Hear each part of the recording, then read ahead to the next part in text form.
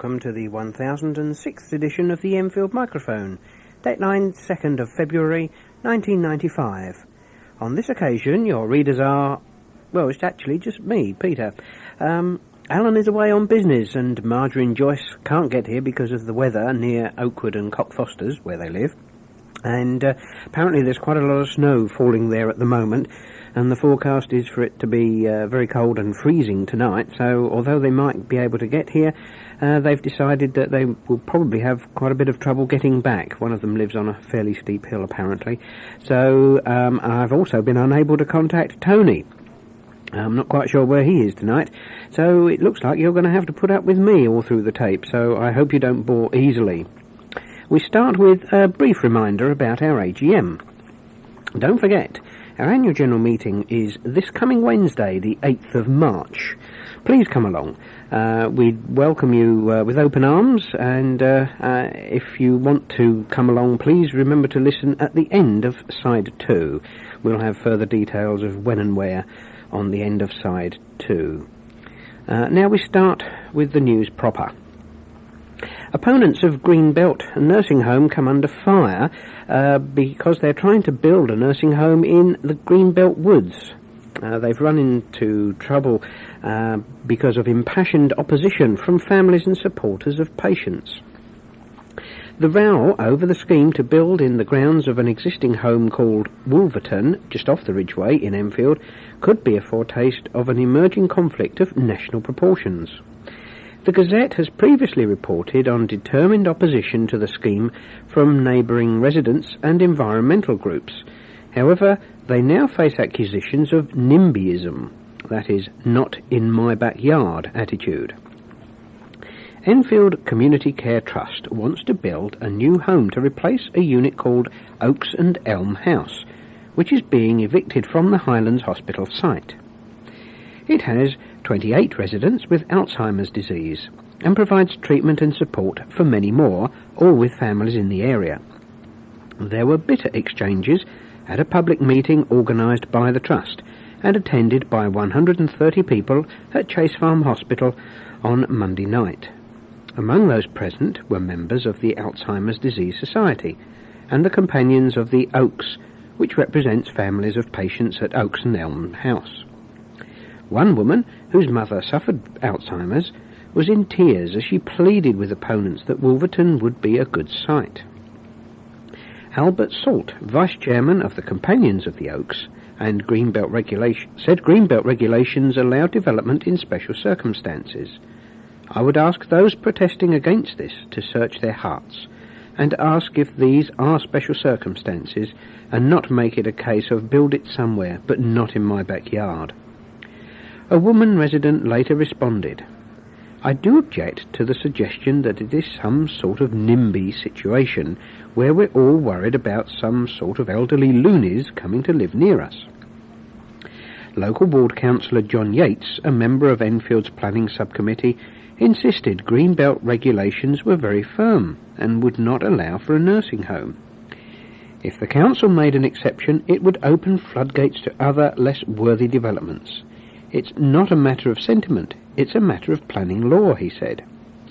Chief Executive Fiona Wise told the meeting, people have asked me what the fallback position is, and unpopular as it may be, the fallback position is to go to the health authority and say, we cannot do it, we cannot fulfil our contract. The result would be that the people at the Oaks would be split up. Now on to another job. The top executive at Enfield Council has quit suddenly following moves to radically change her job. Marilyn Arnold held the unusual double post of Chief Executive and Director of Social Services.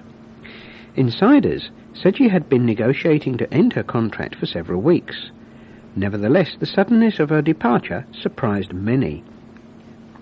She held a party at the Civic Centre on Monday night and left the authority on Tuesday, less than a week after staff were told officially that she was going.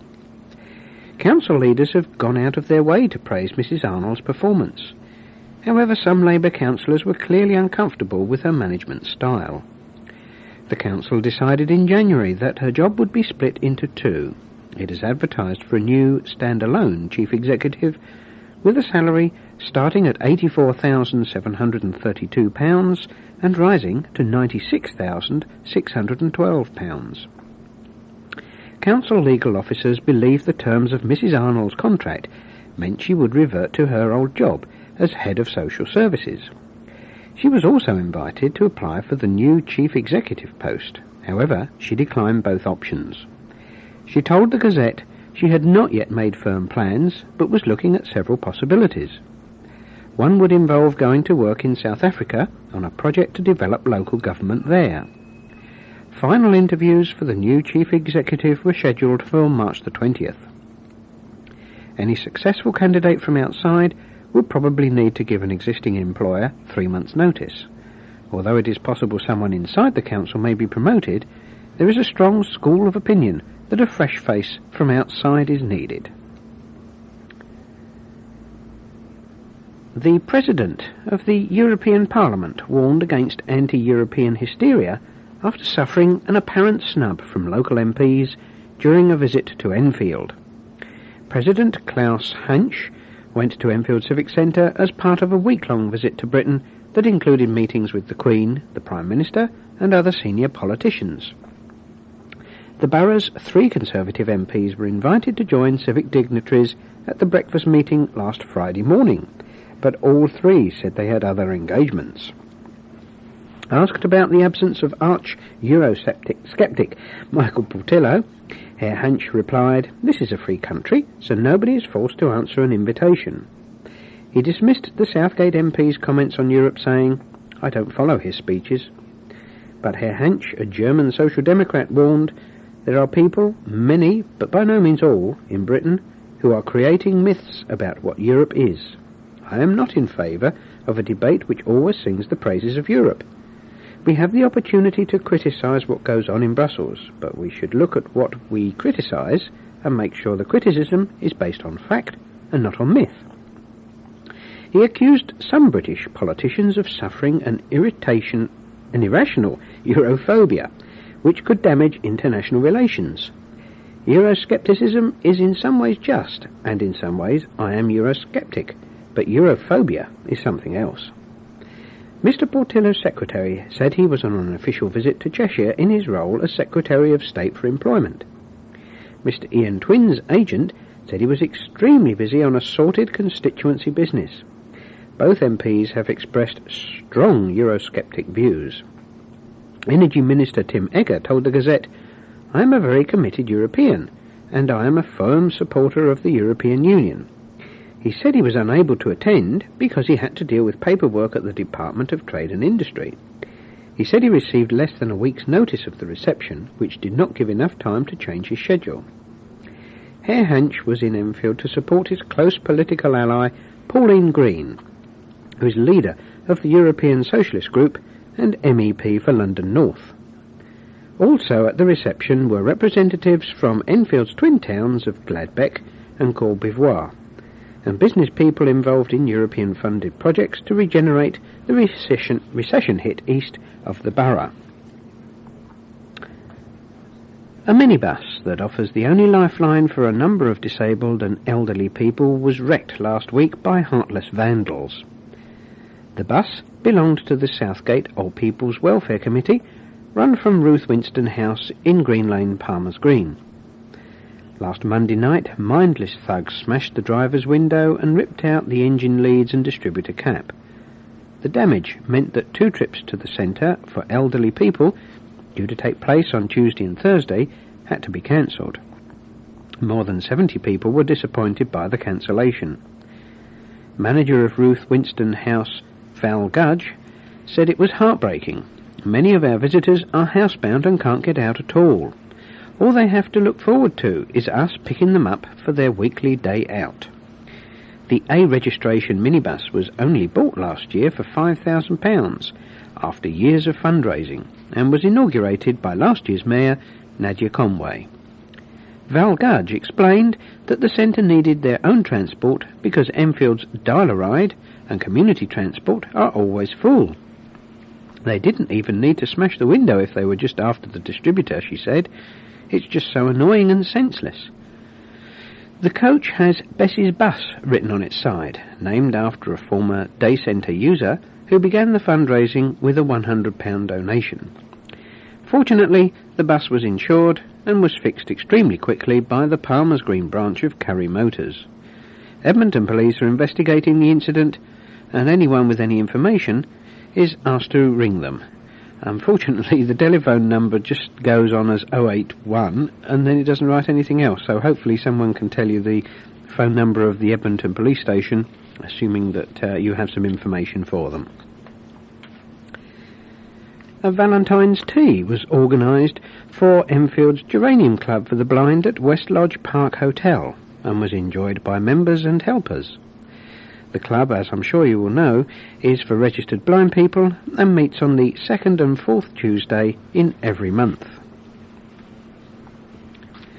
Thefts of valuable ornamental statues from gardens in the Enfield area are on the increase. A pair of cast-iron urns worth £500 disappeared from a doctor's porch in Broadwalk, Winchmore Hill at some time between 10 p.m. last Wednesday and 10:30 a.m. on Thursday. The next night, between 7 p.m. and 8 a.m. Friday, a large ornamental concrete lion worth a substantial amount was stolen from the garden gate in Orpington Road, Winchmore Hill. Police are now saying they are very concerned over the increasing trend. Last week, the Gazette reported 2 statues valued at well in excess of £1,000 were taken from a garden in Forty Hill, Enfield, between 6 a.m. and 10 a.m. last Sunday. They were a marble female bust and a bronze male bust. Wednesday the 8th saw a pair of stone eagles removed from the gate of a house in Vineyards Road, Northaw. They were 4 feet high and exceptionally heavy, and must have taken at least 2 men to move them.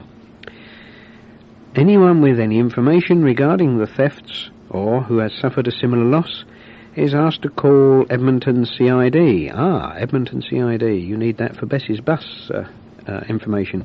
Asked to call them on 0181 807 3030, 807 3030 for Edmonton CID. Outgoing president of the Inner Wheel Club of Bush Hill Park, Wendy Goodman, presented a cheque for £1,200 to the treasurer of the Multiple Sclerosis Therapy Centre in Tottenham, following her year in office.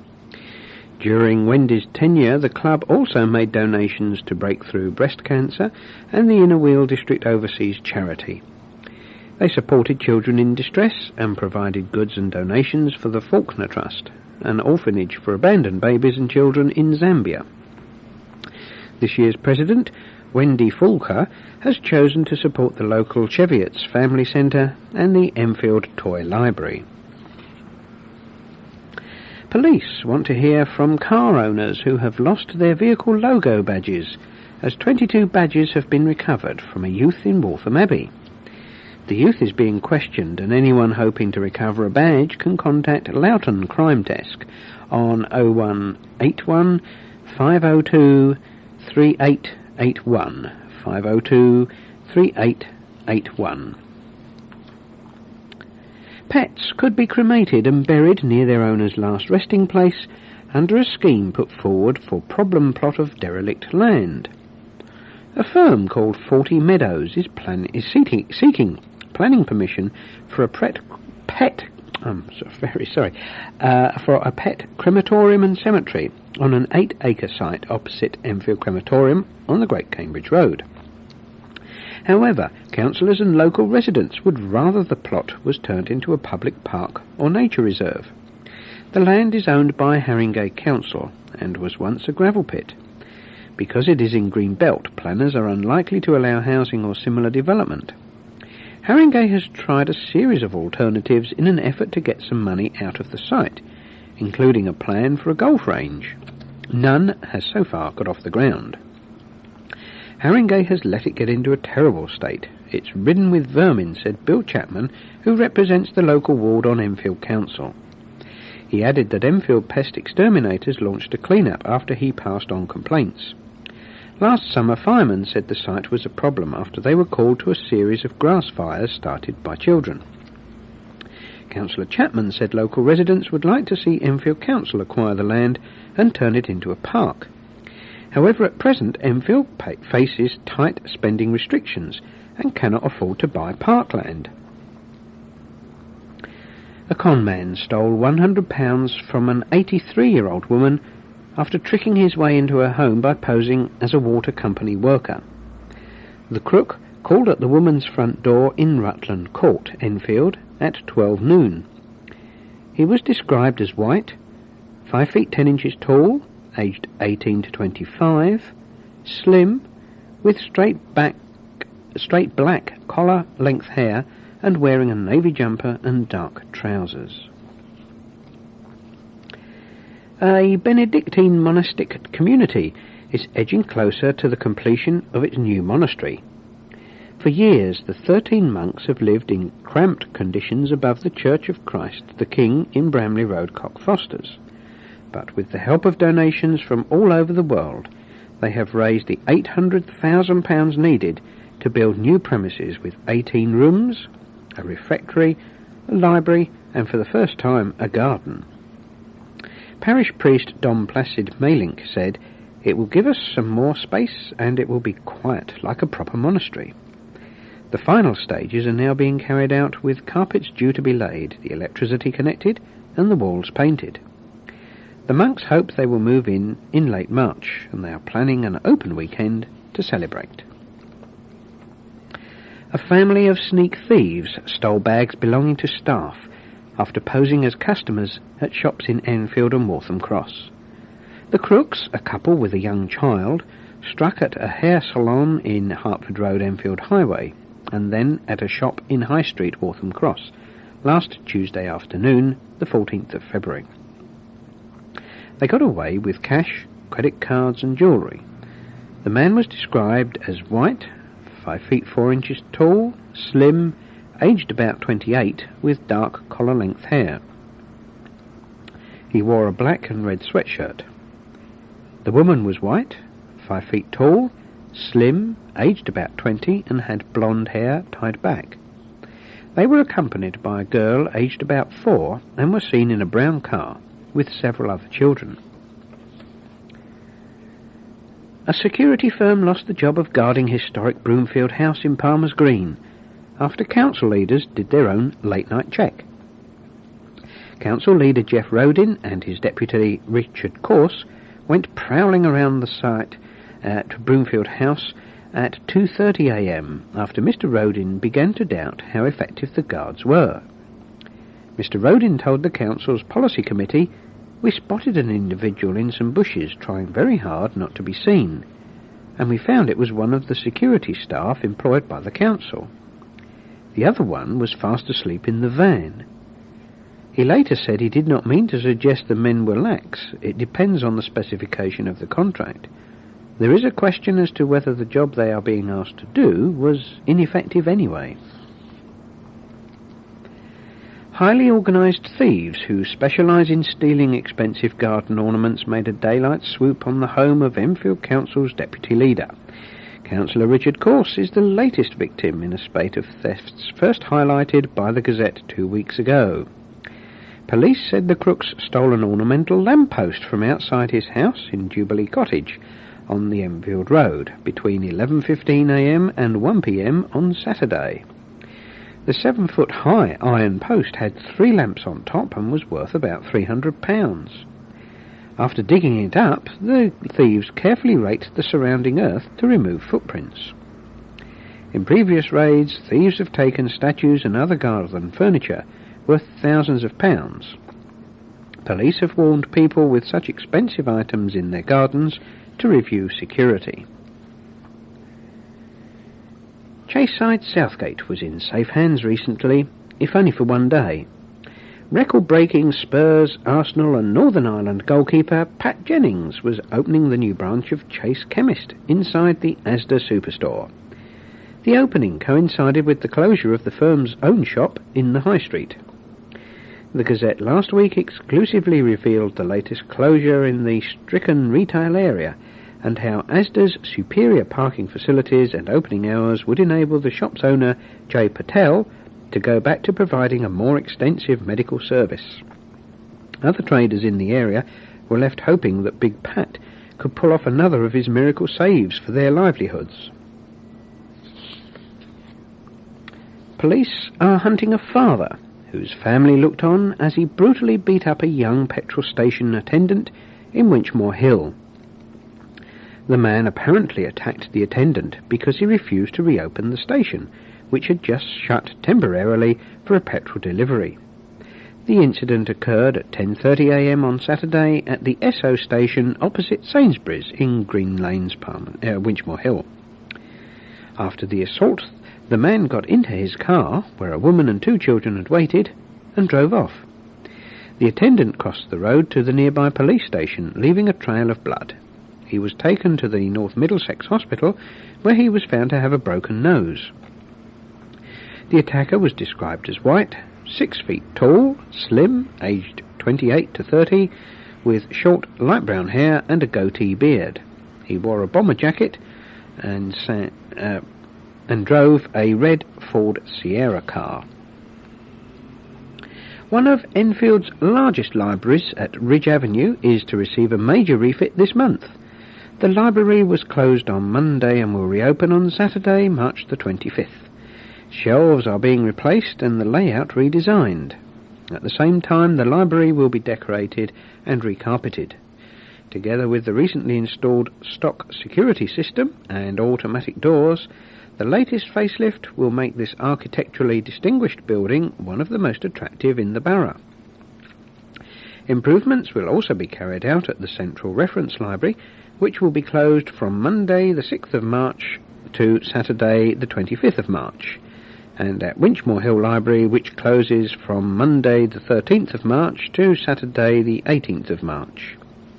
Partial reshelving will take place at Southgate Circus and Merry Hills Libraries. Head of Arts and Libraries, Peter Herring, said, "Our customers deserve bright, modern libraries with attractive, flexible shelving, and this programme goes some way towards providing that."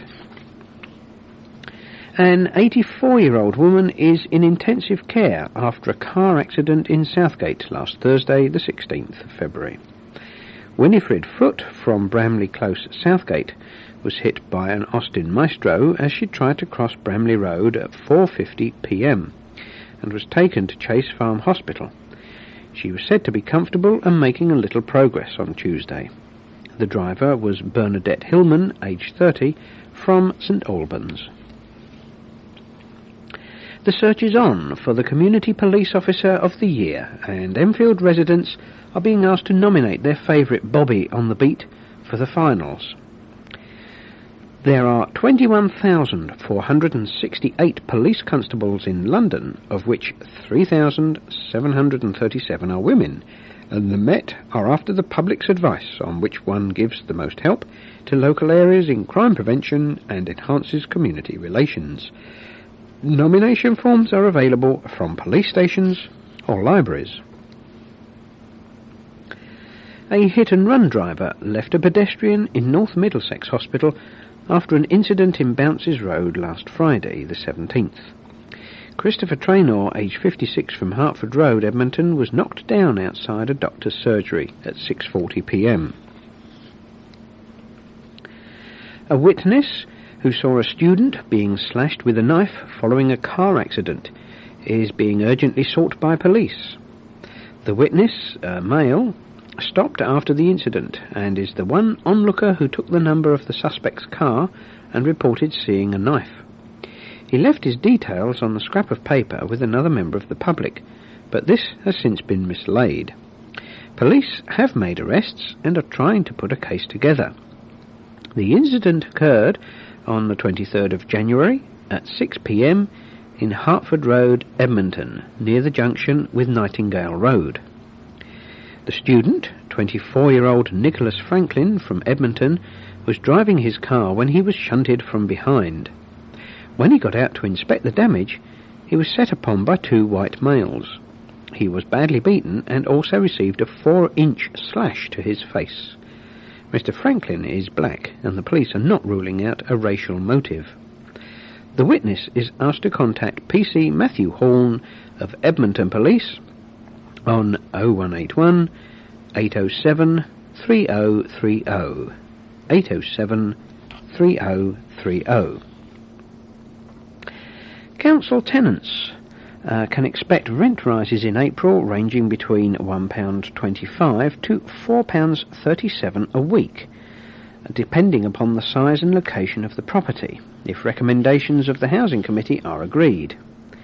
The committee will also be recommending to the full council that an extra £5 million be found for improvements to estates and services. The plan for the next financial year also includes additional service developments such as energy-saving improvements and a programme to offer grants to tenants who wish to buy a private property while helping unhappy leaseholders sell their flats back to the council. The Housing Service will also be instigating a customer care code of practice this April. Following a long consultation with both customers and staff, Housing Chairman David Mason and Bob Pearce, Chairman of the Federation of Enfield Citizens Associations, have formally agreed the code, which sets out the standards customers can expect from the service when they meet or telephone staff, use reception areas, or are interviewed. The code also promises easy-to-understand correspondence, which mentions how customers can complain. The ladies of Freezywater Townswomen's Guild welcomed Ian Torrance when he returned to complete his travel talk, which last year left him in Mexico.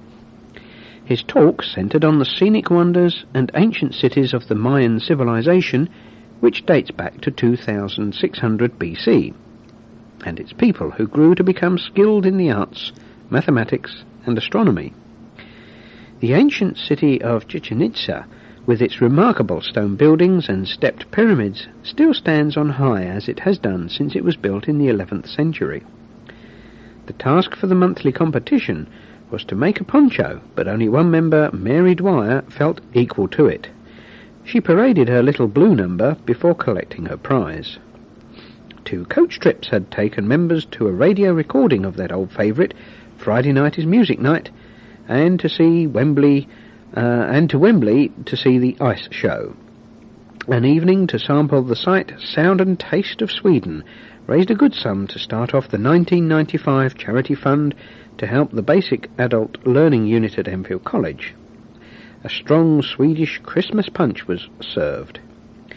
The annual meeting will be held at 7:30 p.m. on Wednesday the 15th of March at Ordnance Road Library. A motorcyclist ended up in intensive care after being found in the middle of the North Circular Road. Fortunately, 29-year-old Desmond Bradshaw of Whitehead Close, Edmonton, is now out of danger, although a police spokesman said there was serious concern at the time. Mr. Bradshaw was seen by a number of passing motorists near the slip road of the Great Cambridge roundabout. He was taken to North Middlesex Hospital. It would appear that Mr. Bradshaw lost control of his bike and hit the safety rail at 9:15 p.m. on Friday the 6th, but he is having trouble remembering the details and the police would like to hear from any witnesses. They should contact Edmonton Police Station on 0181 807 3030, 807 3030.